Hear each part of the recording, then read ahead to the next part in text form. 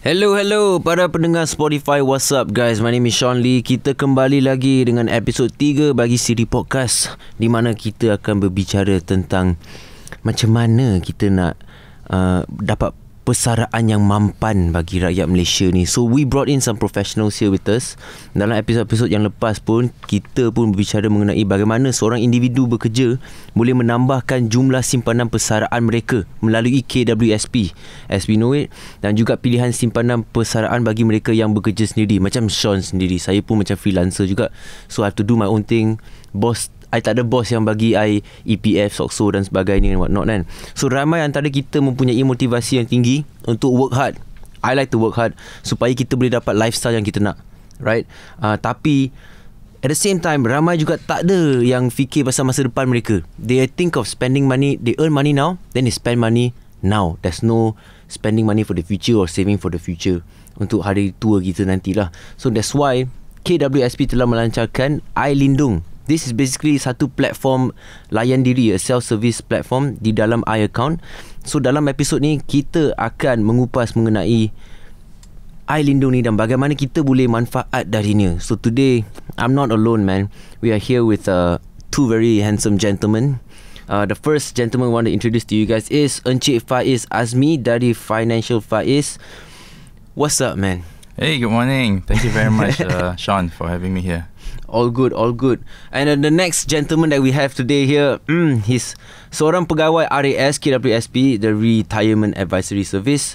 Selamat datang Encik Arafah, apa khabar? Hi Sean, morning. Hi Encik Faiz. Hi. Nice. Okay, Encik Faiz, untuk pendengar kat luar sana, I know you're a pretty famous guy on social media as well, but maybe some of these guys may not know who you are. Would you like to introduce yourself a little bit? Sure boleh. Okay, so I am Financial Faiz ataupun Faiz Azmi lah dari Financial Faiz. So very nice to be here. Amat gembira sebab ada rakan seperjuangan daripada EPF, Encik Arafah ya. I kata rakan seperjuangan ni sebab I sokong lah apa yang EPF ni buat.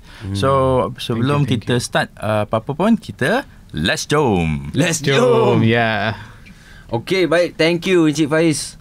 Okay, Encik Arafah, it's your turn lah. Jangan ingat senang je buat kerja kat sini Boleh tak kenalkan diri sendiri pada orang-orang kat luar sana? Boleh Sean, thank you. Okay, good morning everyone. Okay, saya Arafah Ishak. Okay, basically kalau dekat EPF kita ni, kategori saya ni kita panggil sebagai RAS lah, ataupun Retirement Advisory Officer dekat sana. So pagi ni saya amat teruja juga sebab kita dapat bersama dengan Sean dan dapat bersama dengan seorang yang kita boleh panggil sebagai yang berpengaruh lah dalam industri kewangan dekat Malaysia ni, dengan media sosial yang bagus. Okay, so kita akan sebut tentang iLindung hari ni. Okay, betul ke iLindung ni sebenarnya produk yang baru daripada KWSP ataupun ianya cuma satu platform yang diperkenalkan oleh KWSP untuk memudahkan ahli-ahli untuk dapatkan sesuatu yang saya boleh kata sangat bermanfaat untuk diorang. Jom kita dengar lebih detail lepas ni. Gitu, straight to the point ya. Baik, tanpa membuang masa, apa kata kita bincang terus pasal topik kita hari ni, iaitu Pelan Pelindungan Diri Mampu Milik atau lebih dikenali sekarang iLindung. So question number 1, man. You guys ready or what? You ready? Yes. I'm going to grill you guys at this hot Boleh, spot. please. The hot seat. You guys are in the hot seat right now. Okay. Soalan ni untuk Encik Faiz. Apa yang Encik Faiz faham tentang iLindung dan bagaimana platform ni boleh manfaat kepada pencarum our contributors? Okay, so bila I dengar pasal iLindung ni, I macam terkejut lah EPF nak buat benda ni, which I think is very good. Sebab pada pendapat I, personal. Okay. I bukan tak percaya, tapi I kurang percaya sedikit lah dengan agent insurance. The funny thing is that I pun memang adalah seorang agent insurance, so I tak percaya pada diri I. Saya tak percaya awak juga ni. Sebab apa? I takut I tak buat kerja. Yelah, sekarang ni I insurance agent, ada ramai insurance agent kat luar sana. Tetapi adalah ramai orang bercerita lah, kadang-kadang susah nak follow up dengan agent. Sebab yelah, kadang-kadang agent pun manusia. Betul. Dia bangun pagi, dia tidur malam. So kalau lah masuk ke hospital selepas sekian-sekian time so macam mana nak contact dia? So susah. Takutlah ada perantara between kita dengan company insurance tu. Itu satu. Lepas tu takut juga lah dengan offer lah. Kadang-kadang budak-budak Gen Z ni ataupun millennial pun samalah, takut sikit nak jumpa penjual sebab takut kena pressure. Takut dia jual satu produk saja. Tapi apa yang nampak lah dengan iLindung ni, I boleh pergi kat platform dia, website dia, I boleh pilih insurance ataupun takaful dengan yang sesuai dengan I, dengan my family. Sebenarnya I pun tak suka sangat dengan insurance agent ni semua. Sebab setiap kali dia orang call, contoh lah macam member I kan, dari zaman sekolah dulu lah, tiba-tiba dia message, apa khabar bro, lama tak jumpa, jom kita minum kopi. Tiba-tiba ingatkan nak catch up ke apa-apa kan, dia nak kahwin ke, nak bagi tahu kan, tiba-tiba nak jual insurance. Itu yang tak suka, dia pressure tu. Kadang-kadang kita nak beli dan sebagainya kan. So pressure lah, standard The pressure, the pressure to buy the stuff. Kalau kita tak beli, dia macam lah, make sure you buy, it's good for your future, blah blah blah, everything. Susah. So basically I have to agree dengan Cik Faiz dengan apa yang disampaikan oleh Cik Faiz tadi, dan apa yang point yang cuba Sean sampaikan lah. Basically ahli ataupun masyarakat ni kena faham Ailindung ni sebenarnya bukanlah satu produk ataupun baby daripada EPF. Okay, Ailindung ni cuma kita boleh katakan dia satu platform layan diri yang disediakan di dalam kita punya i-account. Okay. Dan Ailindung ni basically ia satu produk insurans yang kita kata dia dah customize khusus untuk ahli-ahli KWSP. Di mana premium juga kita bayar setahun sekali. Dia potong untuk setahun terus. Dia berbeza dengan produk insurans yang sedia ada, di mana bayar premium kebanyakannya sebulan sekali. Okay. Dan ini ditolak daripada akaun 2, dan ahli boleh memilih perlindungan. Dia kena renew untuk phase pertama ni, kena renew setahun sekali untuk phase pertama ni. Okay. Dan idea Ailindung ni sebenarnya kita macam nak eliminate agent. Sorry agent. Tak apa, it's okay. Sorry to all the agents out there, man. You guys got no jobs after this. Sebab pembelian semua melalui online, dan kita boleh monitor semua melalui online, semua melalui account sahaja. Sangat mudah. Tapi sebenarnya apa yang saya faham, walaupun saya banyak cakap benda buruk pasal agent semua ni kan, tapi apa yang saya faham dan saya experience is that kalau kita ada masalah apa-apa for our own stuff that we buy, ni your medical card stuff or anything, insurance lah basically in general kan, kita ni shouldn't it be better to have an agent to guide us ataupun macam to refer to most of the time kan? Sebab kenapa I kena DIY sendiri, kenapa I kena buat Ailindung sendiri, di mana saya boleh just Roger I punya agent, tolong I settlekan ni, ada soalan apa-apa dia yang settlekan. Like nowadays we want that convenience, like, so what is the difference, or how can you help me out with that? Okay, sebagai agent I boleh tolong jawabkan lah. Okay. Ni ada orang kata ni agent yang suka criticize diri sendirilah. Dia kata dia kerja lain boleh dia buat, tapi itu yang I nampak lah.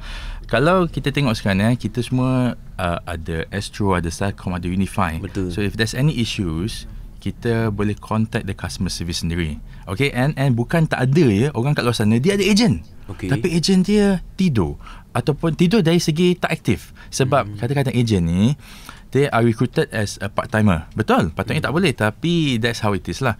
Dia ada kerja engineer, tetapi ada orang tunjukkan dia kemewahan, jadilah insurance agent. So dia pun jadi as a part-time, tetapi dia pergi fokus still dengan kerja hakiki dia. So jadinya bila kadang-kadang klien ni call dia pukul 11 pagi, orang tu tengah meeting dekat site, mana nak angkat telefon. So apa klien buat? Dia akan contact terus the insurance ataupun cover company. So dari segi itu, konsep dia similar tu. Kalau ada masalah dengan you punya current services, macam saya kata Astro, Celcom, Unify ke, you contact terus dengan you punya service provider, the actual service provider tu. And nak kena fahamkan agent ni bukan employed by the companies. No, they are agent. The contract dia memang an agent contract, bukan employment contract. So ada juga orang yang kena buang selepas sales tak achieve target. So dekat situ bahaya jugalah. So dari sini awal-awal lagi dah bagi tahu, you beli Ailindung ni straight daripada kalau betul-betul kan Encik Arafah, memang melalui platform ni, tetapi you beli daripada produk dia adalah produk Takaful dan insurance company tu sendiri. Betul Ya, betul. That's the idea lah actually. So basically, just to understand for me, because I'm still a noob in all this, tengah belajar lagi nak pasal ni semua kan. So basically, kalau what Ailindung trying to do right now is that to encourage all the pencarum to go direct to them instead of the agent. Ya, betul. Sebab agent tu semua adalah salesman sahaja. In that sense lah, salesman, tapi patutnya ada after sales macam Sean cakap tadi. They have to follow up the servicing and whatnot, right? Patutnya, that's the best thing. Tetapi ada banyak orang kat luar sana, lepas dah beli, turns out agent dia kena terminate, agent dia fokus on sales saja, tak ada after sales. So dekat situlah the pembeli ni ada option lah, nak pergi direct terus. Better to go direct to the source lah. Ya. Alright, cool. Tapi I nak tanya lah, kalau macam ini kita duk cakap beli, apakah perlindungan yang ditawarkan dalam Ailindung ni? Mana tahu kalau hari ni juga nak beli ke, dah boleh beli sekarang ke? Okey, so untuk menjawab soalan ni, dalam Ailindung ni buat masa ni di fasa pertama ni, Ailindung ni kita boleh katakan baby lah, baru lagi sebab dia baru dilancarkan. Kita masih di fasa pertama. Hanya ada 2 produk yang ditawarkan dalam ni, iaitu perlindungan nyawa ataupun kita panggil sebagai insurans nyawa ataupun penyakit kritikal. So basically 2 produk ni saja ataupun 2 kategori ni saja untuk fasa pertama ni, dan ahli boleh manfaatkan dulu. Kita cuba dulu tengok dua kategori ni dulu. Okay, sebab basically dekat insurans dekat luar ataupun dalam insurans punya industri ni, kita ada 4 jenis lah yang biasa kita dengar. Betul. Insurans nyawa, insurans penyakit kritikal, general insurance ataupun medical insurance. So kita perkenalkan 2 dulu, and then time by time kita akan buat penambahbaikan. Faham. Cool, man. I like it how you guys are not just like sekaligus buka semua and then service tak cun. You know, slow introduce, make sure service on tip top and stuff like that. So contoh sekarang ni you guys convince me already. Saya tak nak beli daripada agent dah. Aku nak beli sendiri sekarang. Dengan kawan-kawan saya kat luar pun sekali kita nak beli sendiri. Kalau kita nak beli perlindungan Ailindung ni, apa yang kita kena buat? Do we have to do like full body check up sendiri, then kita hantarkan report ke apa-apa, or any other documents that kita perlukan untuk register dan beli ke, macam mana? Okay, this is one of the best part kalau membuat pembelian menggunakan Ailindung ni, di mana ahli tak payah pergi buat medical check up pun. Tak perlu buat saringan kesihatan. Maksudnya kalau nak beli insurans nyawa atau perlindungan penyakit kritikal ni, ahli cuma perlu jawab soalan kesihatan yang mudah saja yang disediakan dalam Ailindung tu, dalam portal Ailindung ataupun dalam portal insurance provider tersebut. Jadi ahli sebenarnya kena jujur dengan apa yang mereka declare.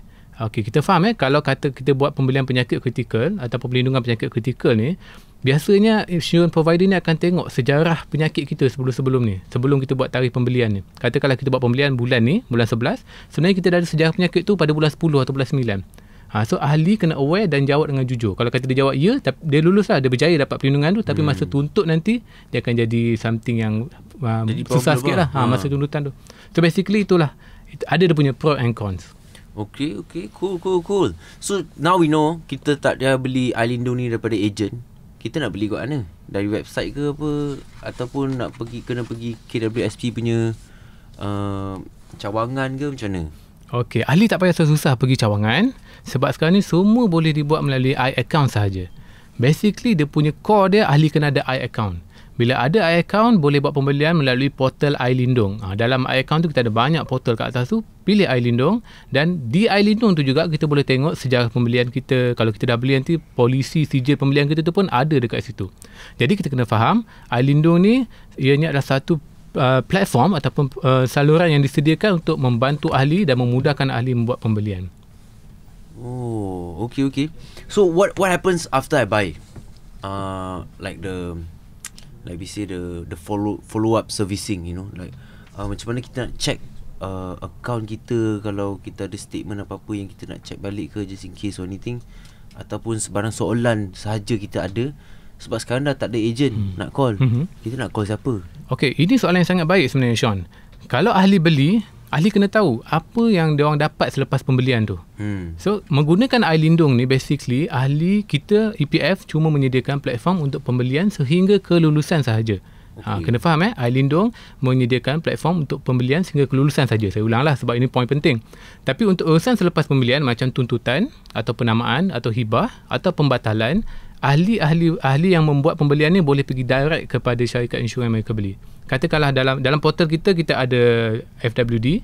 Kita ambil contoh FWD lah. Kalau dah buat pembelian, mereka boleh pergi direct ke FWD untuk buat penamaan, ataupun nak buat tuntutan nanti buat di FWD. Tak perlu datang ke kaunter KWSP untuk buat tuntutan, sebab basically kita akan bagi satu list hotline untuk mereka berhubung dengan pihak insurans tu.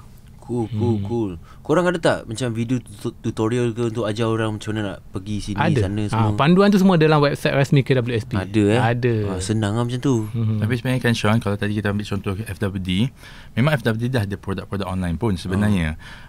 Tetapi KWSP ni kira macam suplemen dia punya marketing efforts lah, supaya yelah kadang-kadang duit cash ni tak ada. Tetapi ada pula dalam KWSP. And you nampak KWSP ni sebenarnya dia benarkan pengeluaran yang munasabah. Contoh nak beli rumah, nak penyakit. Tapi kalau dah keluarkan duit untuk penyakit tu, kenapa tak keluarkan duit untuk insurance, which is the one step before penyakit tu. So kalau dah ada penyakit, macam mana nak ambil insurance? So KWSP fikir.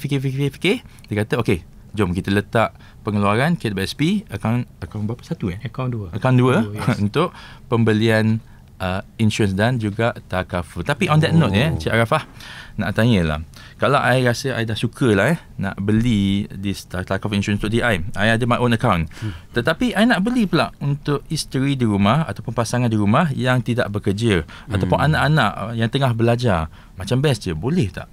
Okey, untuk fasa pertama ataupun untuk tahun ni, ahli hanya boleh buat pembelian untuk diri sendiri. Basically kita akan buat penambahbaikan dari segi meluaskan perlindungan kepada keluarga ataupun keluarga terdekat lah, anak-anak kita ke, isteri, pasangan ke. Jadi buat sementara menunggu ada penambahbaikan tu, kita boleh advise lah kita punya pasangan atau anak-anak kita beli dulu menggunakan akaun KWSP mereka sendiri. Kita kena faham mungkin kita fikir anak tak ada akaun EPF, anak belajar lagi, tak kerja lagi. Okey, sebenarnya akaun EPF ni boleh dibuka seawal umur 14 tahun. Kalau kata anak masih belajar, boleh bukakan akaun dia 14 tahun buka akaun EPF. Ibu bapa boleh simpan duit dalam tu. Boleh buat simpanan sekolah, kita panggil simpanan sekolah. So, akaun EPF anak boleh bertambah. Bila dah cukup untuk cover premium untuk pembelian air lindung tu, anak boleh beli sendiri. Tak, maksudnya ibu bapa tolong masukkan duit dulu. Yes, simpan sendiri dulu. Tak perlu majikan. Sebab EPF kita ada juga simpanan sekolah di mana kita boleh simpan. Kalau ada extra cash, kita boleh simpan sendiri. Kita boleh simpan untuk anak, kita boleh simpan untuk pasangan kita. Kalau duit raya budak-budak pun boleh juga? Boleh juga. Itu sangat bagus sebenarnya. Actually bagus kan, dapat duit raya. For me, angpau dapat terus masuk. Masuk terus. Betul. Betul. Okay, cool. Kalau macam tu kalau lah sebagai ibu ataupun bapa tak boleh nak buka, tak boleh nak ambil lah this product untuk orang yang tak di KWSP, okey, tak apa. Nanti dia orang dah ada, nanti dia buka lah sendiri, dia ambil lah sendiri Tapi soalan yang I nak follow up ni nak tanyalah, cakap pasal buka akaun KWSP, cakap pasal letak duit dalam KWSP macam Arafah cakap tadi kan, ada yang bertanya kat luar sana, kenapa KWSP ni tak benarkan kita pencarum untuk, yelah dah carum, nak keluarkan duit itu sendiri untuk pengeluaran kegunaan sendiri. Kadang-kadang ada orang kat luar tu susah kan. Betul. Tiba-tiba tak cukup duit untuk beli roti ke kan. Okey, untuk menjawab persoalan ni, sebenarnya soalan ni banyak kita dapat dekat kaunter-kaunter di KWSP lah, sebab ahli datang dan ahli berkata, ahli cakap macam ni ni duit kami bekerja setiap bulan, kenapa tak boleh keluar?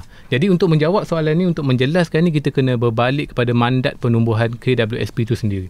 Kita kena faham penumbuhan KWSP ni adalah untuk kita punya retirement saving. Okey, simpanan persaraan kita, di mana maksudnya kita simpan duit sekarang, kita hanya dia tujuannya untuk kegunaan kita selepas kita pension nanti. Betul. Sekarang ni kalau kita tengok statistik pun, 81% ahli KWSP ni dia punya simpanan kurang daripada 1,000 dalam duit KWSP mereka. 1,000? Tak ada. 1,000. Sikit. Sebab bawah. Ini adalah impact daripada pengeluaran-pengeluaran khas sebelum ni. So maksudnya dalam banyak-banyak tahun tu dia bekerja semua, dia asyik keluarkan duit. Yes, betul. Bila dah besar nanti baru ada RM1,000 je dalam tu. Katakanlah dah umur 60, kita dah penat kerja daripada umur 18 tahun lepas SPM kerja terus kan. Sampai umur 60 dah kerja and then kita keluar. Tiba-tiba dah umur 60 kita dapat, mungkin duit kita ada tapi kita boleh tahan dalam 3 ke 5 tahun saja. So after that, apa yang jadi? Dia orang terpaksa kerja balik. Sebab tu kita banyak lihat sekarang warga-warga emas banyak bekerja sebagai pegawai keselamatan, Grab driver. Saya tidak merendahkan pekerjaan mereka ni, tapi actually kalau dah lepas semua persaraan tu, dia orang kena berehat lah actually. Memang lah patutnya. Nama pun bersara. Ya, betul. Bukan bersara sekarang dan kerja balik. Dia jadi lain lah. Betul juga. Okay. Alright man, I feel like you guys have convinced me a little bit to kind of get some of this. So kalau kita nak beli sekarang, kita nak beli kat mana? Boleh tak kita nak tahu kena lalui iAccount ke? Saya pasti ramai pun nak tahu macam mana nak teruskan dengan proses ni. Okay, first kali ahli kena ada iAccount. Siapa yang mula ada iAccount, mana-mana ahli yang tak ada iAccount lagi boleh pergi mana-mana KWSP, daftar iAccount sangat mudah.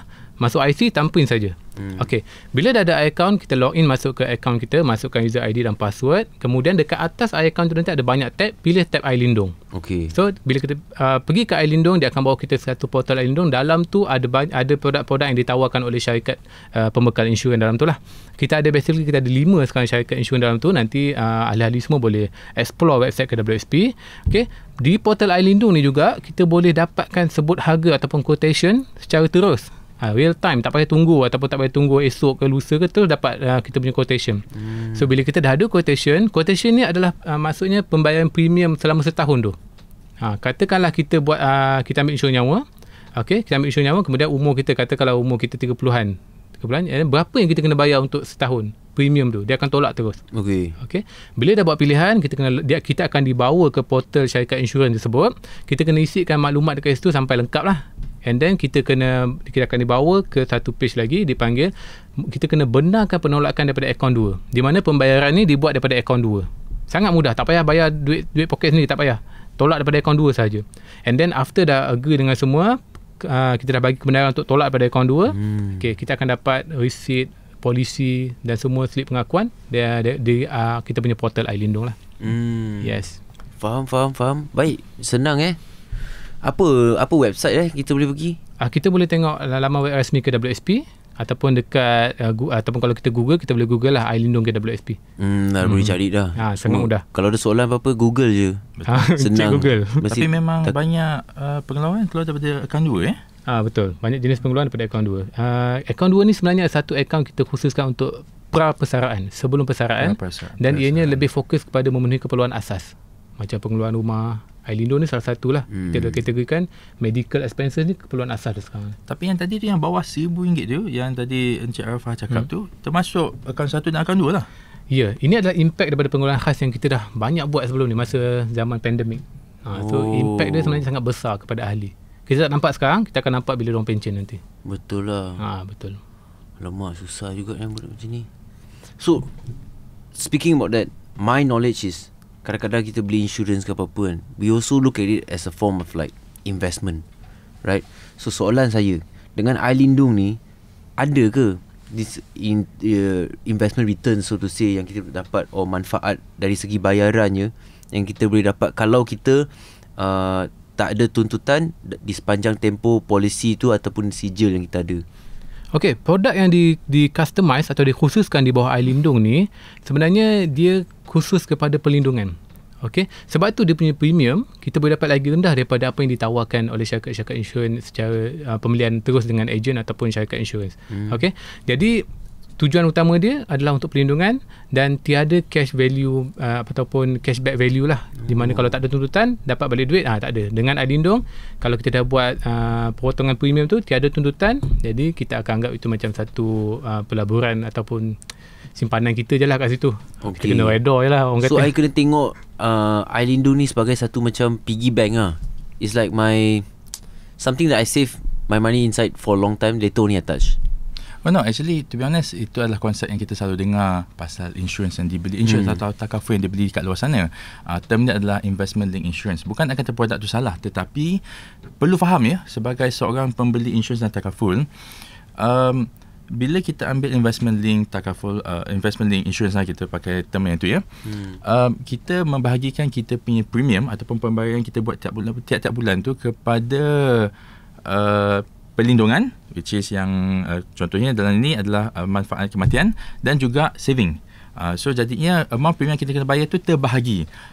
Konsep dia adalah, selalunya orang akan katalah, lepas dah bayar 30 tahun kita akan dapat balik apa yang kita bayar. Sebenarnya apa kita dapat balik tu adalah bahagian yang kita dah save tu sebenarnya, dan dia akan dapatkan pulangan setiap bulan, setiap tahun lah, macam unit trust sikit lah. So dari segi itu, kita tak bisa kata dia iLindung ni dia tak nak ada saving langsung. Kalau nak beli insurance atau takaful, memang beli untuk perlindungan sahaja semata-mata. Sebab tu dia lagi murah, sebab tak ada bahagian-bahagian savings. Konsep ni pun I setujulah, sebab kalau nak beli perlindungan atau takaful atau insurance, beli yang tu. Kalau nak saving, nak invest, beli yang itu. Ada banyak body Go for the specific ones. Betul, termasuk KBSP pun kita boleh melabur dalam KBSP. On that note Encik Arafah, I nak tanyalah, ada orang kat luar sana, kita cakap pasal KWSP return yang setiap tahunnya adalah berperatus-peratus lah. Dia single digit, tetapi dia berperatus-peratus lah. Tak ada negatif lagi so far. Tapi mereka ni kata dia boleh gunakan duit yang patutnya dia masuk dalam EPF tu, dia boleh laburkan dekat luar dan boleh dapatkan pulangan yang jauh lebih baik daripada EPF. Kadang-kadang yang baru-baru ni akan katalah peratusan 20% daripada dia punya investment waktu tengah recovery period selepas COVID tu. So apakah yang Encik Arafah boleh cakap pasal orang yang cakap macam ni? Okay, basically macam saya cakap tadi, EPF ni kita punya long term saving. Okay. Jadi bila kita sentuh pasal iLindung, saya juga nak sentuh tentang satu lagi produk dalam iAccount ni, kita panggil sebagai iInvest. Okay, iInvest di mana ahli boleh bawa keluar akaun satu untuk membuat pelaburan di unit trust yang dibenarkan yang telah diluluskan oleh KWSP lah. Okey.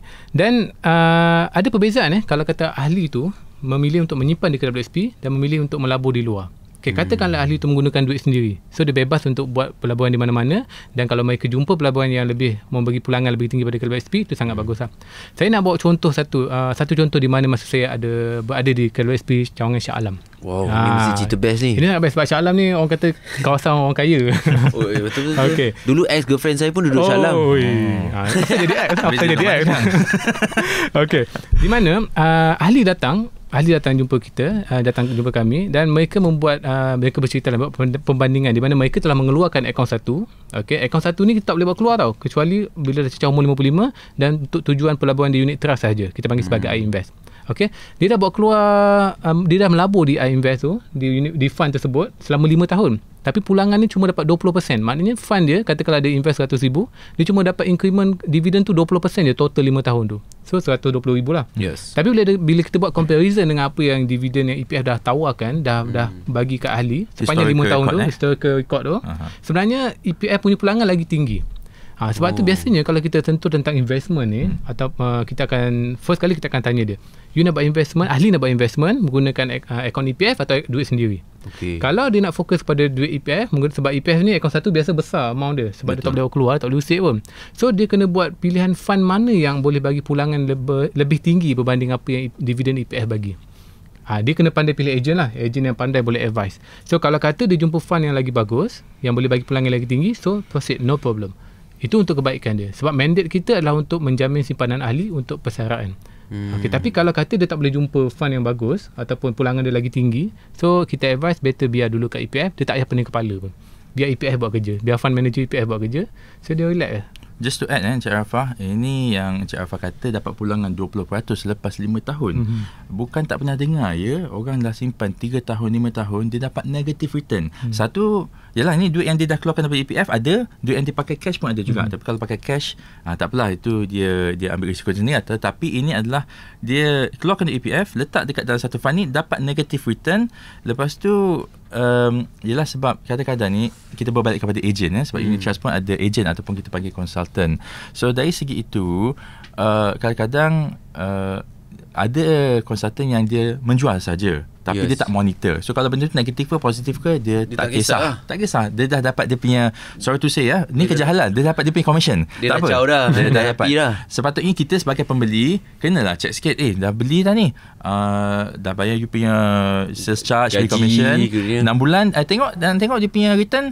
So from my experience, kadang-kadang susah sikit nak dapat melalui ejen. Tetapi kalau beli daripada KWSP pun boleh tengok, tetapi tetap jugalah dia boleh juga jadi negatif. So dari segi itu kita kena pandai jugalah memilih nak keluarkan daripada KWSP dan hilang peluang untuk mendapatkan beberapa peratus lah yang sentiasa positif lah selama ini, ataupun ambil sedikit risiko untuk dapatkan pulangan lebih tinggi, ataupun kalau ada downside, pulangan yang negatif lah, macam ramai orang kena ada. So would you say a good advice is like certain duit yang kita ada, kita masuk dalam KWSP for future retirement. Kalau kita ada duit lebih, we should go and find some other investments also, or like kalau nak cakap pasal certain duit yang lebih tu sebenarnya tak payah cakap lah, sebab kalau dah kerja memang dah ada potongan dan caruman daripada employer. Betul. Tetapi kalau ada duit lebih, yang itu kita kena disaksikan sama nak jadi agent yang boleh tolong dapatkan pulangan. Dia ada historical record dia tunjuk ni portfolio klien-klien saya, tengok suka, ataupun nak buat sendiri boleh melalui iInvest daripada iInvest. So maksudnya saya boleh contoh because if let's say you are a person who is employee in a company, kau company dah tolakkan untuk kau EPF, so what not kan. So macam me freelancer, I kena masukkan duit sendiri for my KWSP. Okay. Kalau saya nak masuk lebih boleh? Boleh. Is it okay? Is it advisable to do that? Actually EPF memang menggalakkan ahli untuk menyimpan lebih di KWSP. Kita ada juga produk yang kalau boleh saya sentuh sikit lah. Kita ada produk cawangan sukarela, self contribution, di mana kita ahli kalau ada duit extra dia boleh simpan macam simpan dekat bank. Tapi kena faham lah, EPF ni simpanan paksa rela. Dah simpan tak boleh bawa keluar.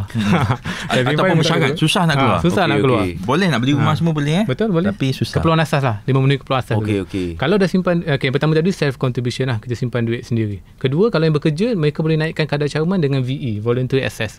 Ini sebenarnya produk-produk yang EPF tawarkan untuk ahli meningkatkan simpanan mereka. Katakanlah mereka pada umur persaraan nanti, mereka punya projection, katakanlah retirement fund diorang tu 100,000 contoh 100,000, dengan mereka buat simpanan sukarela ataupun voluntary access ni, mungkin boleh pergi 150, mungkin boleh pergi 160. So tempoh hayat perbelanjaan selepas persaraan tu sebenarnya dah boleh dipanjangkan. Okay.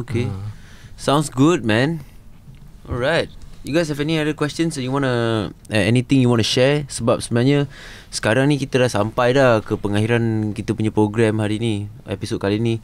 But before we close up, maybe korang boleh kongsi 1-2 advice ke ataupun tip-tips untuk pendengar kita kat luar supaya jadi lebih bijaksana ke?